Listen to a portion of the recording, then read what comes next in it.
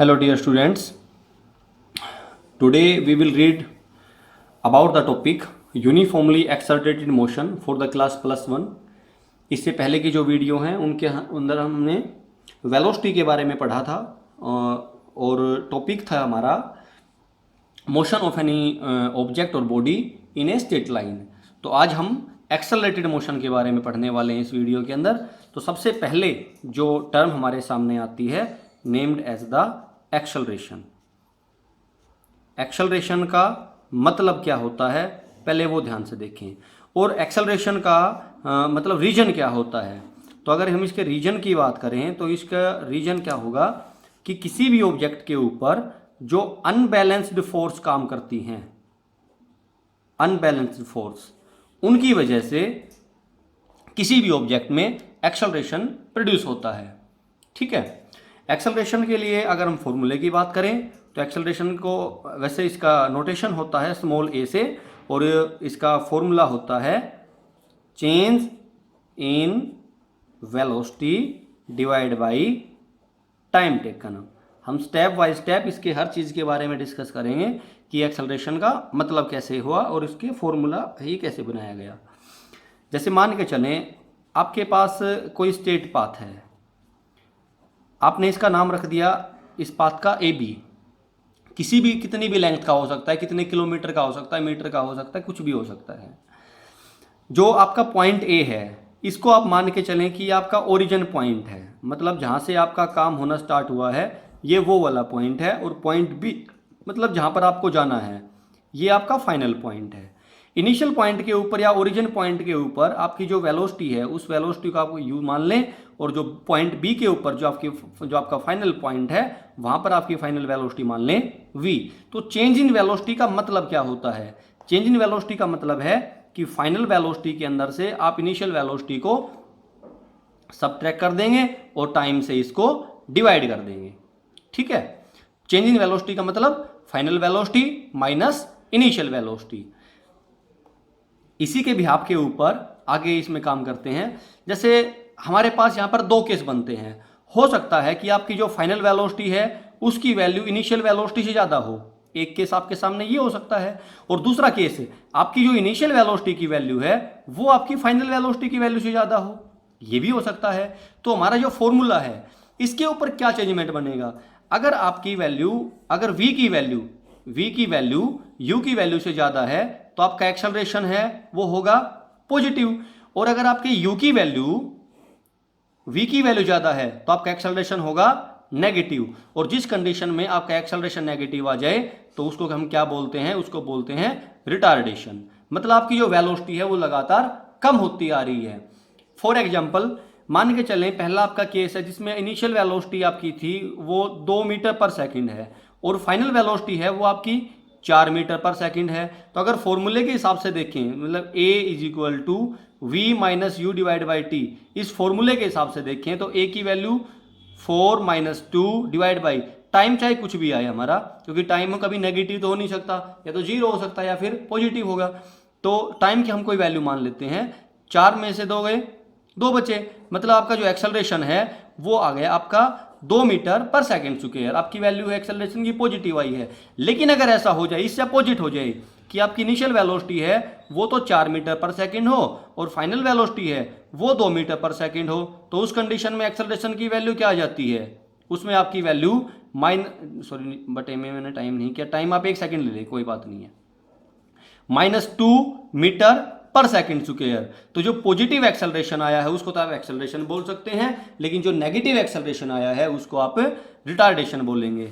जो एक्सेलरेशन है वो हमारी वेक्टर क्वांटिटी होती है, मतलब इसकी वैल्यू आपकी 0 भी हो सकती है, पॉजिटिव भी हो सकती है और नेगेटिव भी हो सकती है, तीनों वैल्यू इसकी हो सकती हैं।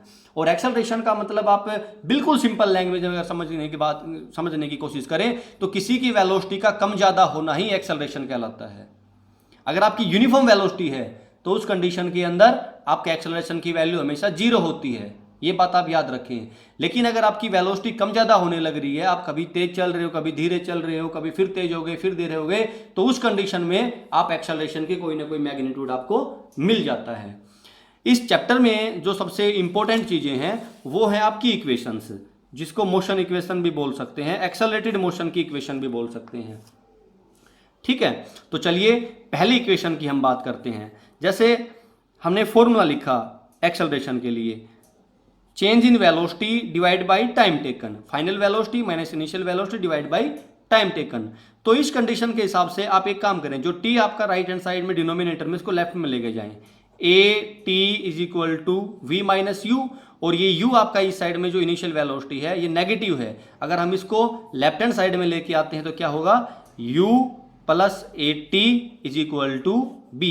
ये आपकी मोशन के, एक्सेलरेटेड मोशन के लिए पहली इक्वेशन आ जाती है, और इस इक्वेशन को कहा जाता है वेलोसिटी टाइम रिलेशन।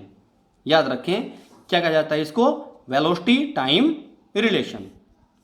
जो सेकंड नंबर आपकी इक्वेशन है, वो सेकंड नंबर इक्वेशन वैसे होती है s is equal to u T plus half a t square. इस s का ये मतलब यहां पर क्या है, इस s का मतलब है डिस्प्लेसमेंट। ठीक है, डिस्प्लेसमेंट नाम लिख लें, चाहे आप इसका डिस्टेंस नाम लिख लें, यहां पर इनके अंदर ज्यादा फर्क आप करने की जरूरत नहीं है, तो उसमें दिक्कत नहीं आती है। s is equal to u t, u के बारे में आपको बताया इनिशियल वेलोसिटी है, ए एक्सेलरेशन है, और टी आपका टाइम है। तो अब इसकी वैल्यू हम कैसे निकालेंगे, एक बार फिर से वही केस लेते हैं, आपका पॉइंट ए बी वाला, ए बी। ए के ऊपर वेलोसिटी आप u मान ले, बी के ऊपर वेलोसिटी v मान ले, इनिशियल वेलोसिटी फाइनल वेलोसिटी मान ली। हो सकता है बीच में आपका जो ऑब्जेक्ट है वो कहीं पे धीरे भी हुआ होगा, कहीं पर तेज भी हुआ होगा, तो हम क्या करेंगे, हम यहां पर इस वेलोसिटी की एवरेज वेलोसिटी ले लेते हैं, इसको लिखेंगे v और नीचे लिख देंगे av, जिससे हम समझ जाएंगे कि ये हमारी एवरेज वेलोसिटी है। और इस एवरेज वेलोसिटी का फॉर्मूला क्या होगा, जैसे एवरेज हम निकालते हैं, initial velocity plus final velocity, और दो टर्म आपकी जुड़ रही हैं तो इसको 2 से आप डिवाइड कर देंगे, मतलब u plus v divide by 2। ये आपके लिए आपकी एवरेज वेलोसिटी की वैल्यू आ जाती है। ठीक है, तो चलिए एक बार डिस्टेंस या डिस्प्लेसमेंट केस के अंदर हम वेलोसिटी के लिए वैल्यू लिखेंगे, क्या होती है वो मैंने बताया आपको, s किससे लिख रखा है, डिस्टेंस या डिस्प्लेसमेंट को शो करता है, तो ये और बटे में इसके time, s is equal to v plus u divide by 2 multiplied by t. देखिए क्या किया गया, s को इस साइड में रखा, t को आप लेफ्ट हैंड साइड लेके आएंगे तो ये मल्टीप्लाई में हो जाएगा, और जो एवरेज वेलोसिटी है उसका फॉर्मूला ऊपर लिखा हुआ है u plus v divide by 2, इसको यहां पर लिख दिया है। ऊपर हमने इक्वेशन सोल्व की थी, उसमें v की वैल्यू क्या आई हुई है, u प्लस ए टी। तो अगले इक्वेशन में आपको कुछ नहीं करना, ज्यादा क्या करना होता है कि हमें v की जगह पे u plus a T put कर देना है, और यहां पर ये प्लस में जो u है इसको एज इट इज यहां पर लिख दिया, डिवाइड में आपका जो 2 था वो चल ही रहा है, multiplied by t is equal to s। Okay, अब इसको ऊपर सोल्व करेंगे आराम से, 2u plus a t divide by 2 multiplied by s is multiplied by t is equal to s। Okay, यहां पर जो डिनोमिनेटर में आपका 2 है ये इस वाले टर्म के नीचे भी है और इस वाले टर्म के नीचे भी, दोनों अलग अलग लिखेंगे, 2u divide by 2 plus a t divide by 2 multiplied by t is equal to s।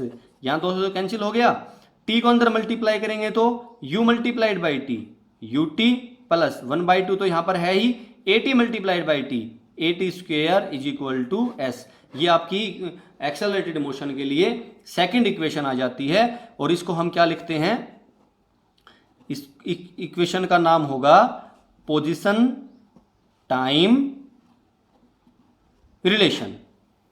क्या नाम हुआ इक्वेशन का, पोजीशन टाइम रिलेशन, क्योंकि इसमें आपकी position and with respect to time यहां पर बता रखा है, तो इक्वेशन का नाम क्या हो जाएगा, पोजीशन टाइम रिलेशन। चलिए तीसरी इक्वेशन को सोल्व करने की कोशिश करते हैं इसी टॉपिक से रिलेटेड। जो तीसरी हमारी इक्वेशन होती है वो होती है v square minus u square is equal to 2as। इसको हम सोल्व कैसे करेंगे, एक बार फिर से हम अपना पहले वाला ये फॉर्मूला लगाते हैं एवरेज वेलोसिटी के लिए ही, average velocity is equal to displacement बटे time, and displacement is equal to average velocity multiplied by time. इसके लिए फॉर्मूला हम पहले सोल्व कर चुके हैं, u plus v divide by 2 multiplied by t is equal to s. मतलब यहां तक का जो आपका टॉपिक है वो टॉपिक वैसा ही चल रहा है जैसे आपने पीछे सोल्व किया था। अब इसमें आगे हम क्या सोल्व करेंगे और किस तरह से सोल्व करेंगे उस चीज के बारे में देखिए ध्यान से एक बार। जैसे हमने एक्सेलरेशन के लिए फॉर्मूला लिखा, final velocity minus initial velocity divide by time. तो यहां से इस इक्वेशन से टाइम की वैल्यू क्या जाती है, time is equal to final velocity minus initial velocity divide by acceleration. जो यहाँ पे हमारे टाइम की वैल्यू आई है, इस टाइम की वैल्यू को हम यहाँ पर पुट कर देंगे। तो अगली इक्वेशन क्या बनी, u plus v divide by 2 multiplied by v minus u divide by a is equal to s. अब ऊपर देखें क्या हुआ है, a plus b a minus b, तो क्या हो जाएगा a square minus b square divide by इन दोनों के आपस में multiply is equal to s. तो v square minus u square is equal to 2as। ये आपकी थर्ड नंबर इक्वेशन यहां से बन जाती है।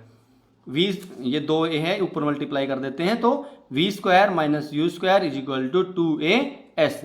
ये वाले जो इक्वेशन होगी इसका नाम क्या होगा, इसका नाम होता है पोजीशन वेलोसिटी रिलेशन।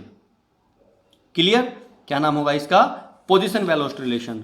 मैं तीनों इक्वेशंस को एक बार यहां पर लिखने की कोशिश करता हूं। v is equal to u plus a t, s is equal to u T plus half a t square and v square minus u square is equal to 2as। ये तीन इक्वेशंस हैं आपकी किसी भी ऑब्जेक्ट की accelerated motion के लिए। लेकिन ये आपकी तीनों इक्वेशंस काम उसी टाइम पे करती हैं जब आपकी जो मोशन है वो स्ट्रेट लाइन में हो। अगर आपकी मोशन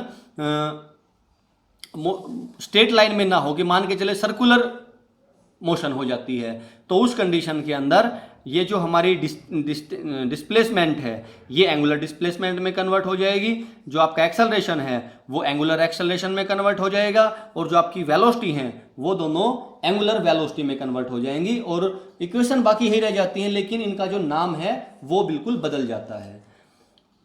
आज की वीडियो के अंदर हम इतना ही करते हैं। इससे आगे की जो वीडियो बनाई जाएगी उसके अंदर इनमें ग्राफिकल मेथड से सोल्व करवाया जाएगा। तो आपसे रिक्वेस्ट है कि आप इनको अच्छी तरीके से देखें। Thank you.